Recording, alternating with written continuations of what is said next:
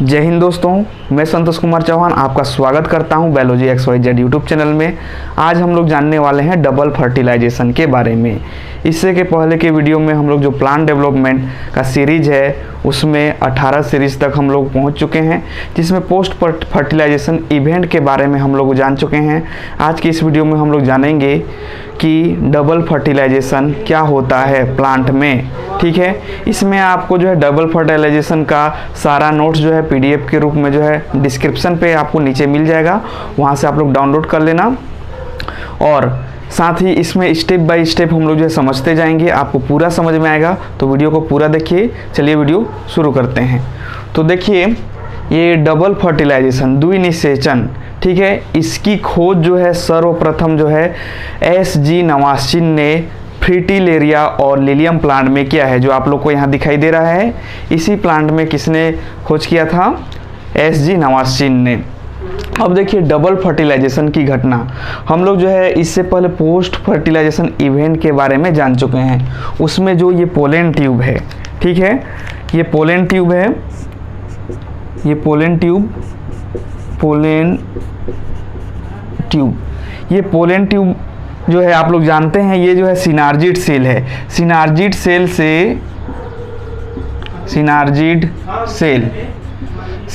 Cell में एक जो है संरचना होता है जिसको फिलीफॉर्म एपरेटस, ये जो मेरा उंगली दिखाई दे रहा है ना, इस तरह से यहाँ संरचना होती है, इसमें इस तरह से फिलीफॉर्म एपरेटस, ठीक है, इसको क्या बोलते हैं? Filiform apparatus, filiform apparatus. Filiform apparatus क्योंकि यह जो है फिंगर लाइक होता है इस तरह से, तो यहाँ से एक प्रोटीन निकलता है जो पोलन ट्यूब को अपनी ओर जो है आकर्षित करता है। यहाँ से एक केमिकल निकलता है, क्या निकलता है? एक केमिकल इस तरह से, इसको बोलते हैं लर प्रोटीन, लालच भरा प्रोटीन, लर प्रोटीन, जो किसको अट्रैक्शन करता है? यह जो लर प्रोटीन है इस पोलन ट्यूब को अपनी ओर आकर्षित करता है, जिसमें हम लोगों ने, यदि चेलेजल साइड से ये आएगा तो चेलेजोगेमी, इधर से बीच से आएगा इंटेगमेंट साइड से या फ्यूनिकल साइड से उसको मीजोगेमी, और जो है यदि यह डायरेक्ट माइक्रोपाइल रीजन से आता है तो उसको पोरोगेमी के नाम से जानते हैं, जिसको पहले वीडियो में हम लोगों ने डिटेल से डिस्कशन कर चुका है। अब देखिए, यह जो है पोलन ट्यूब आ जाएगा यहाँ पर लर प्रोटीन से आकर्षित होकर के, ठीक है। तब जो है उसके बाद यहाँ पर आप लोग देख रहे होंगे इस पोलन ट्यूब में 2 स्पर्म हैं, ठीक है। ये क्या है? एक स्पर्म ये है, स्पर्म न्यूक्लियस स्पर्म है, और ये दूसरा स्पर्म है, ठीक है, ये। और यहाँ पर आप लोग को दिखाई दे रहा होगा वेजिटेटिव न्यूक्लियस,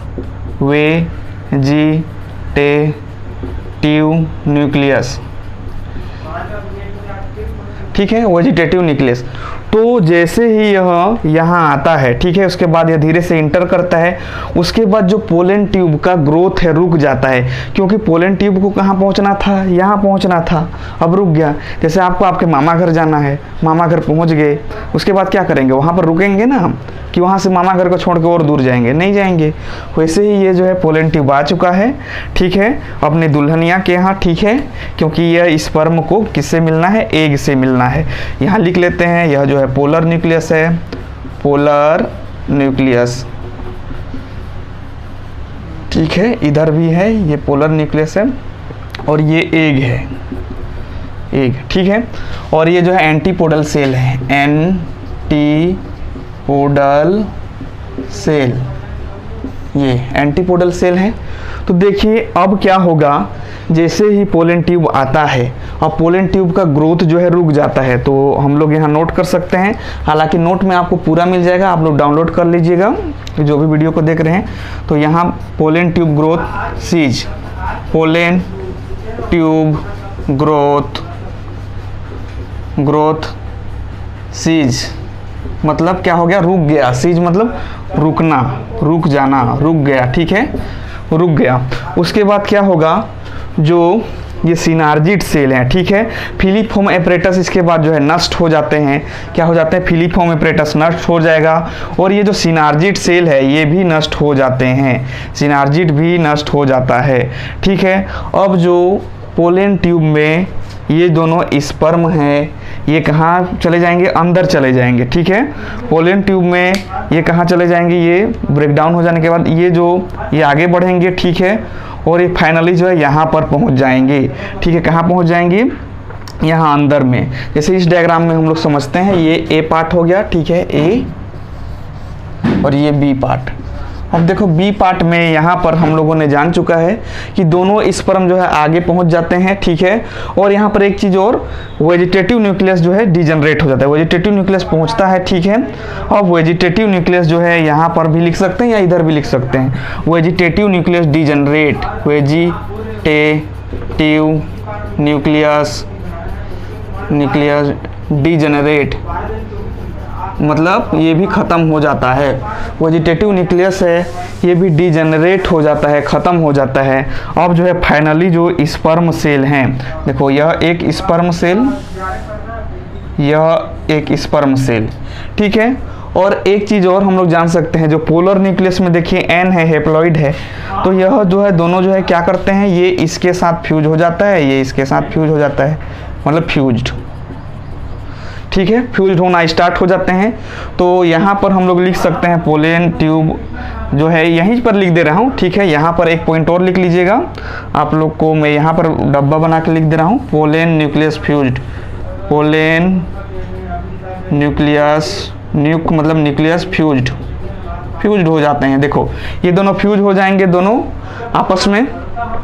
अब यह जो है यहाँ एन था, देखिए अब यहाँ क्या हो गया 2n, क्योंकि यह दोनों पोलन न्यूक्लियस जो है आपस में जुड़ चुके हैं, ठीक है। आपस में क्या कर चुके हैं, जुड़ चुके हैं। अब दोनों फ्यूज्ड हो गए। अब देखो फ्यूज्ड होने के बाद ये तो नष्ट हो गए हैं, ठीक है, ये नष्ट हो चुके हैं, ये सिनार्जिड सेल, ये इसको मैं इस तरह से सिंबल कर दे रहा हूँ, क्योंकि ये अब क्या हो चुके हैं, नष्ट हो चुके हैं, ठीक है। ये पूरा नष्ट हो चुके हैं, इसलिए पूरा इनको नहीं बनाया जा रहा है। अब क्या होगा इस घटना में, जो है ये एक ये जो है इसके साथ फ्यूज करेगा, एक स्पर्म, ये क्या है स्पर्म, ये क्या है स्पर्म, और ये जो है एग सेल को फर्टिलाइज करेगा, क्योंकि ये क्या है एग है, एग, ठीक है। तो यहाँ पर लिख सकते हैं हम लोग, ठीक है, primary sperm fused with central cell. एक लाइन लिख देते हैं, प्राइमरी स्पर्म फ्यूज्ड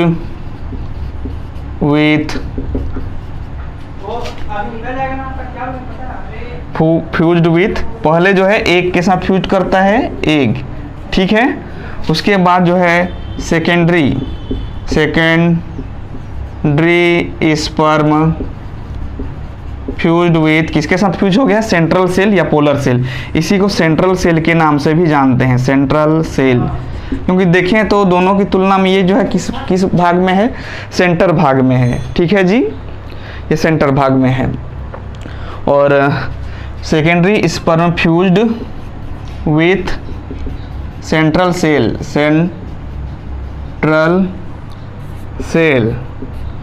या पोलर सेल के साथ, पोलर सेल, ठीक है।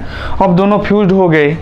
अब फ्यूज्ड हो जाने के बाद जो है यह जो है यहाँ भी एक एन कांस्टेंट है, हेप्लॉइड कंडीशन में है, ये भी, ये एन है, हेप्लॉइड कंडीशन में है, ये भी हेप्लॉइड कंडीशन में है। अब जैसे ही फ्यूज करेंगे, फ्यूज्ड हो जाने के बाद क्या होगा, ये जो है 2n है और यहाँ का एक n क्या हो गया 3n, ठीक है।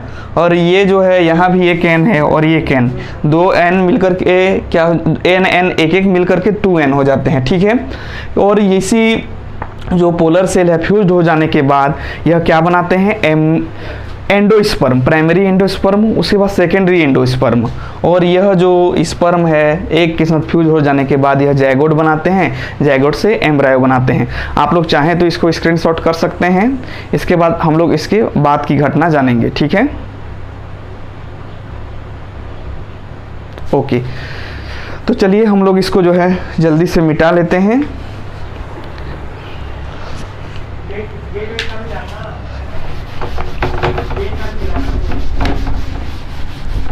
आप लोग जुड़े रहिए, आपको अच्छे से पढ़ना है, ठीक है। और PDF डाउनलोड कर लीजिएगा। हम लोग जो है प्लांट डेवलपमेंट का हर पार्ट को जो है इसमें एक एक करके जो है सीरीज वाइज डिस्कशन कर रहे हैं, ठीक है। चलिए अब हम लोग क्या जानेंगे जी, अब हम लोग इसको सिंपली जान लेते हैं। देखिए अब इसमें डबल फर्टिलाइजेशन में क्या हुआ था, ये डबल फर्टिलाइजेशन में देखो इसमें क्या हुआ था, एक जो है वेजिटेटिव फर्टिलाइजेशन हुआ था, एक जेनरेटिव फर्टिलाइजेशन। पहला क्या हुआ था, वेजिटेटिव फर्टिलाइजेशन,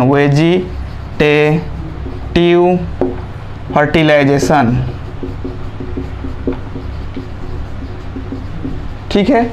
वेजिटेटिव फर्टिलाइजेशन इसी को बोलते हैं ट्रिपल फ्यूजन, ठीक है। ट्रिपल फ्यूजन क्यों, थोड़ा डिस्कस कर लेते हैं। जैसे कि यह है एंडोस्पर्म, अब मैं सिर्फ इसमें ये जो पोलर न्यूक्लियस है, ठीक है, ये इसी को बस शो कर रहा हूँ। इसमें ये जो पोलर न्यूक्लियस है, थोड़ा सा समझाने के लिए, ये पोलर न्यूक्लियस या सेंट्रल सेल। तो ये देखो सबसे पहले जो है ये एक बार ये दोनों आपस में जुड़ जाते हैं, ठीक है। यहाँ भी हैप्लॉइड है। अब जुड़ने के बाद देखो ये कैसे कंडीशन में हो जाएंगे। अब जुड़ने के बाद जो है यह जो है एक समझाने के लिए बस ये जो है 2n हो जाएंगे, अंदर में 2n, ठीक है। क्योंकि देखो यहाँ का एक n और एक n 2n हो चुके हैं। अब उसके बाद जो स्पर्म आया रहता है, ये जो स्पर्म आया रहता है इसके पास भी एक n रहता है, ठीक है। ये क्या है, n, ठीक है, ये स्पर्म है। अब देखो ये क्या है, ये फिर इनके साथ फ्यूजन करता है, तब क्या बनता है, तब जो है एम्ब्रायो में इस प्रकार से क्या बन जाएगा, 3n हो जाएगा। हालांकि मैं अलग अलग कलर से कर दे रहा हूँ, लेकिन आपको समझना है 3n, ठीक है। ये क्या है, पोलर न्यूक्लियस। देखो इसका मतलब जो है यहाँ इस पोलर न्यूक्लियस है, ठीक है। ये पोलर न्यूक्लियस जो है एंडोस्पर्म में बदलता है, एंडोस्पर्म। तो देखो यहाँ पर कितने n मिले हैं, एक n प्लस एक n, ये स्पर्म का, और ये दोनों क्या है, पोलर न्यूक्लियस है। तो यहाँ कितने n पार्टिसिपेट कर रहे हैं, 3n, 1 2 3n, ठीक है। इसीलिए इसको जो है ट्रिपल फ्यूजन कहते हैं, 1 2 3, इसीलिए इसको क्या बोलते हैं, ट्रिपल फ्यूजन कहते हैं। क्योंकि तीन जो है, तीन क्या पार्टिसिपेट किए हैं, 3 न्यूक्लियस जो है पार्टिसिपेट किए हैं, इसीलिए इसको ट्रिपल फ्यूजन के नाम से जाना जाता है, ठीक है। चलिए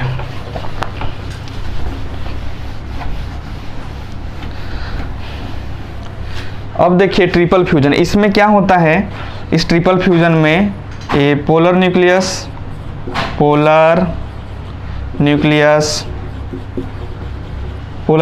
ठीक है, या इसी को बोलते हैं सेंट्रल न्यूक्लियस, सेंट्रल सेल। अब इसके साथ, ठीक है, इसके साथ कौन फ्यूजन करता है, सेकेंडरी न्यूक्लियस,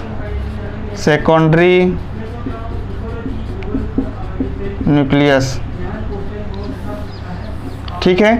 तब यह क्या बना लेते हैं जी, ये बना लेते हैं 3n, ठीक है, 3n, जिसको बोलते हैं प्राइमरी एंडोस्पर्म,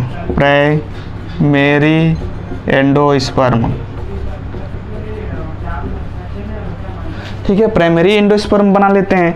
अब ये प्राइमरी एंडोस्पर्म ही क्या बना लेता है, यह एंडोस्पर्म बना लेता है, एंडोस्पर्म, ठीक है, ये एंडोस्पर्म। अब इसमें क्या हो जाता है, इसको बोलते हैं जेनेरेटिव फर्टिलाइजेशन, या इसी को बोलते हैं सिनगेमी। क्यों बोला जाता है, क्योंकि इसमें जो है एक एग, ठीक है, मतलब ये n और प्लस 1 स्पर्म, तो इसमें भी एक n, तब जो है इसका रिजल्ट क्या हो जाएगा, इसका रिजल्ट हो जाएगा, ये बना लेंगे 2n, इसको क्या बोलते हैं, जैगोट। जैगोट, अब जैगोट से क्या बन जाएगा जी, जैगोट से सिनगेमीट, क्योंकि गेमीट का मिलन हो रहा है इसलिए सिनगेमीट। और जेनरेटिव फर्टिलाइजेशन इसलिए बोलते हैं क्योंकि यह जो है आगे जाके स्पर्म बनाता है। यह जैगोट आगे जाके क्या बनाएगा, स्पर्म बना, सॉरी स्पर्म नहीं, एम्ब्रायो बनाता है। क्या बनाता है, एम्ब्रायो। ठीक है, इस प्रकार से यह एम्ब्रायो बनाता है। ठीक है, अब देखो यह जो प्राइमरी एंडोस्पर्म बना है, उसका सेकेंड यह एंडोस्पर्म बनाता है। अब यह जो है इस एम्ब्रायो को क्या प्रदान करता है, न्यूट्रिशन देता है। क्या देता है, न्यूट्रिशन, ताकि यह जो एम्ब्रायो है अच्छे से ग्रोथ कर सके। ठीक है, आप लोग चाहें तो इसको स्क्रीनशॉट कर सकते हैं या पीडीएफ में सारा जो है नोट्स मिल जाएगा। तो देखिए आखिर डबल फर्टिलाइजेशन आपको समझ में आ गया होगा। और डबल फर्टिलाइजेशन की घटना क्यों हो रही है, क्योंकि डबल फर्टिलाइजेशन होगा तभी जो है एंडोस्पर्म बनेगा, तभी जो है, ठीक है ये तो नॉर्मल में बन जाएगा, एग और स्पर्म मिलकर जैगोट, जैगोट से एम्ब्रायो। लेकिन यदि डबल फर्टिलाइजेशन नहीं होगा तो जो है एंडोस्पर्म नहीं बनेंगे, एंडोस्पर्म नहीं बनेंगे तो एम्ब्रायो को कहाँ से न्यूट्रिशन मिलेगा, न्यूट्रिशन नहीं मिल पाएगा। ठीक है, जिसके कारण इसका ग्रोथ नहीं हो पाएगा। इसीलिए ट्रिपल फ्यूजन जो है बहुत जरूरी है। ठीक है, और साथ ही इसमें ट्रिपल फ्यूजन हो जाता है। ठीक है, ट्रिपल फ्यूजन में दो पोलर न्यूक्लियस पहले मिलते हैं। ठीक है, दो पोलर न्यूक्लियस, उसके बाद जो है कौन मिलते हैं, स्पर्म आके मिलता है। तो इस प्रकार से 3 हो जाते हैं, इसलिए ट्रिपल फ्यूजन। अब देखो आपको एक क्वेश्चन पूछेंगे कि इसमें टोटल कितने न्यूक्लियस पार्टिसिपेट किए हैं। ठीक है, तो इसमें टोटल जो है 5 न्यूक्लियस पार्टिसिपेट करते हैं, न्यूक्लियस, जिसमें से 3 गैमीट न्यूक्लियस होते हैं, 3 गैमीट न्यूक्लियस प्लस 2 जो है पोलर न्यूक्लियस। इस गैमीट न्यूक्लियस में कौन कौन होते हैं, गैमीट न्यूक्लियस में होते हैं, पहला जो होता है वह स्पर्म है, स्पर्म का एक एन, और जो है स्पर्म का 2 स्पर्मैन होते हैं। ठीक है, और एक एग, ये एन, और यहाँ पर 2n, 2 ठो पोलर न्यूक्लियस है ये। ठीक है, तो कितना हो गया, काउंट करिए, 1 2 3 4 5, इस प्रकार जो है 5 न्यूक्लियस जो है पार्टिसिपेट करते हैं। और इसका जो पीडीएफ है वो आपको मिल जाएगा। इसके बाद हम लोग जो है नेक्स्ट वीडियो में जो है एम्ब्रायोजेनेसिस के बारे में पढ़ेंगे। ठीक है, तो आप लोग जुड़े रहिए। यदि आप चैनल पे नए हैं तो चैनल को सब्सक्राइब कर सकते हैं, क्योंकि मैं ऐसे ही आप लोगों के लिए बायोलॉजी रिलेटेड वीडियो बनाता रहता हूँ। Okay, best of luck.